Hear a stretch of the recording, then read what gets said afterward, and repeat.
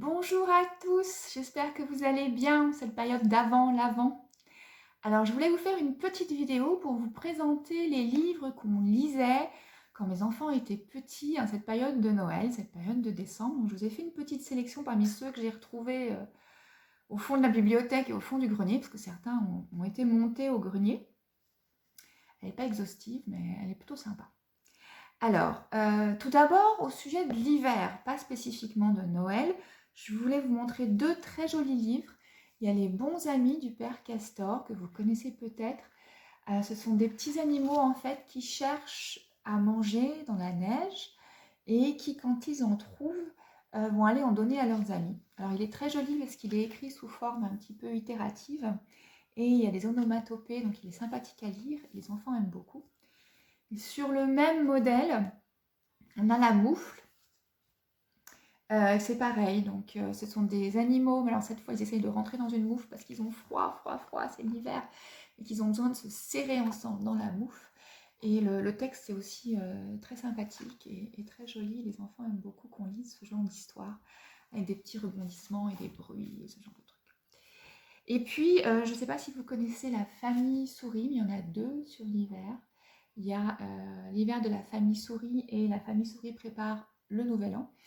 Alors, ils ont l'avantage d'être très bienveillants, d'être vraiment écrits avec beaucoup de douceur. C'est une famille souris avec plein de petits souriceaux en famille nombreuse. Et puis, ils participent tous ensemble, donc dans l'un à la préparation d'un repas et dans l'autre la préparation de la fête avec aussi un jeu vidéo à préparer. Ils mangent ensemble, enfin vraiment c'est très... un jeu vidéo, un jeu de société à préparer. C'est très sympathique et j'aime beaucoup. Pour la version religieuse de Noël, j'aime beaucoup les éditions Osborne. Je trouve qu'ils sont assez bien faits, les enfants généralement adorent. Et donc il y a la première Bible des éditions Osborne qui a une petite partie sur la naissance de Jésus et l'arrivée des rois mages. Si j'arrive à vous l'ouvrir au bon endroit. Voilà. Donc ici, en partie. Donc voilà, ça peut être un début d'utilisation pour introduire la notion de naissance de Jésus sur Noël. Là, on va être dans du assez classique parce que des contes, donc des contes populaires avec ce que ça peut avoir derrière de notions, de morale à transmettre, mais aussi peut-être un petit peu de peur. Ce sont des contes qui viennent un petit peu de tous les pays. Il y a des contes allemands, grecs, danois, je crois, russes. Et puis voilà, ce sont des histoires qui changent un petit peu de ce qu'on connaît habituellement, avec une vision parfois un petit peu différente de Noël, mais qui est assez sympathique. D'un point de vue beaucoup plus loufoque, Défense de manger le Père Noël. C'est un gros ogre très sympathique, mais un petit peu naïf et qui malheureusement a une très mauvaise vue, qui par hasard se met à manger le Père Noël qu'il prend pour une fraise. Et donc voilà, après les lutins vont devoir aller sauver le Père Noël du pauvre Boudinet qui est tout embêté de ce qu'il a fait. C'est une jolie petite histoire voilà, qui implique le Père Noël mais relativement peu. On a ensuite l'étoile de Noël, celui-ci, qui raconte à sa manière un peu la genèse de Noël. Donc c'est l'histoire d'un roi et d'une reine d'un royaume très heureux et très lointain qu'on ne connaît pas, qui voit un jour l'étoile de Noël dans le ciel et qui rencontre les rois mages et qui décident ensemble finalement de distribuer des cadeaux à tous les enfants du monde entier. Et voilà comment naît Noël et le Père Noël, superbement illustré. Ensuite, un autre qui est aussi superbement illustré, par contre qui est très très très classique au niveau de la vision du Père Noël, c'est La Belle Nuit de Noël d'Éric Puybarret. Alors moi je suis fan des illustrations de Puybarret d'une manière générale, regardez à quel point c'est sublime. Donc voilà, c'est un petit garçon qui attend que le Père Noël arrive, le Père Noël arrive dans la cheminée, et puis il le découvre. C'est magnifique. Je vous présente également, alors c'est un des préférés de mes enfants, ou c'était un des préférés de mes enfants, Le Grimoire du Père Noël. Donc c'est le livre qu'aurait écrit le Père Noël, où il raconte un petit peu tout sur lui. Vous voyez là, il nous montre sa tenue officielle, il va nous montrer comment est-ce qu'il fait ses trucs et ses astuces pour s'en sortir le jour de Noël. Il nous présente ses reines. Il a des traducteurs aussi, évidemment, pour pouvoir lire toutes les lettres. Voilà, très très classique au niveau de la vision de Noël, celui-là, mais bon, ça peut être aussi intéressant et sympathique.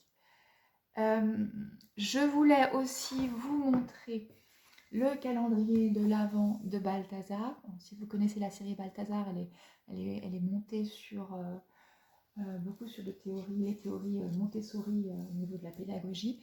Et puis donc ils ont fait un petit calendrier de l'Avent. Donc chaque jour vous avez un petit livret. Alors dans les livrets il y a soit des toutes petites histoires, mais il y a très peu d'écrits, hein, c'est tout petit. Qui vous parlent un petit peu de certains éléments de Noël. Ou alors on va retrouver par exemple la recette de la bûche de Noël, la recette du pain d'épices, on a Balthazar qui fait une crèche, donc on peut en faire une avec lui si on en a envie, la couronne de l'Avent, la guirlande pour les oiseaux, ce genre de choses. Il est très sympa, pour les petits quand même plutôt, parce que pour les grands, il y a relativement peu d'informations dedans. Et le dernier que je voulais vous présenter, que j'aime énormément parce qu'on ne parle pas du tout de toute cette notion de Père Noël, mais on parle beaucoup de qu'est-ce que Noël. C'est combien de nuits reste-t-il avant Noël? C'est Papa Grizzly et son petit garçon Grizzly qui se préparent à vivre Noël.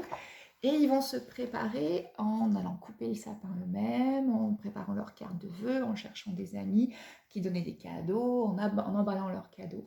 Voilà, on a tout la féerie de Noël et ce qu'on aime dans cette fête, la transmission, l'amitié, sans pour autant avoir forcément recours à la vision du Père Noël pour ceux que ça dérange. Il existe aussi, mais je ne l'ai pas retrouvé, Agathe,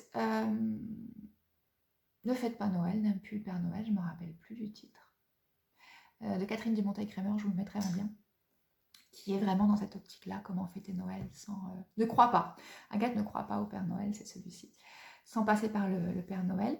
Et au niveau des CD, très rapidement, alors il y en a un pour les tout petits, mais qui est plutôt bien fait, cette collection-là, qui fonctionne bien, parce que c'est un livre, un CD, donc on peut lire et feuilleter en même temps avec des chants de Noël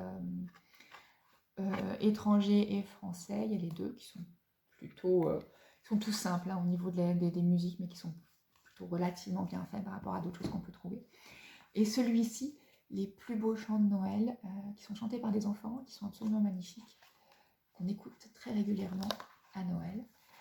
Sachant qu'on a en plus, mais c'est pareil, pas trouvé, Aldebert, un très joli CD d'Aldebert sur l'enfantillage de Noël. Si vous ne connaissez pas Aldebert, allez-y. Ça fonctionne à chaque fois avec les enfants. Voilà, en espérant vous avoir peut-être donné une ou deux idées et vous permettre d'attendre de retrouver notre vidéo sur « Oh merde, c'est Noël !» sur C'est encore loin la mer que vous devriez retrouver la semaine prochaine. Je vous souhaite une très belle journée et je vous dis à bientôt.